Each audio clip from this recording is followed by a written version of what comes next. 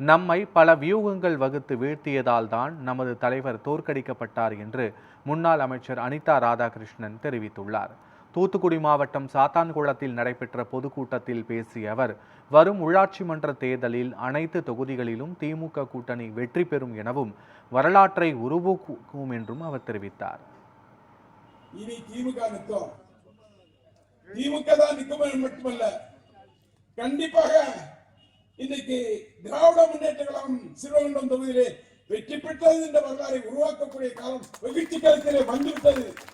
நம்மளை வீழ்த்துவதற்கு பல வியூகங்கள் வைத்து நம்மளை வீழ்த்திருக்காங்க. நம்ம தலைவரே தோற்கடிக்கப்பட்டார்.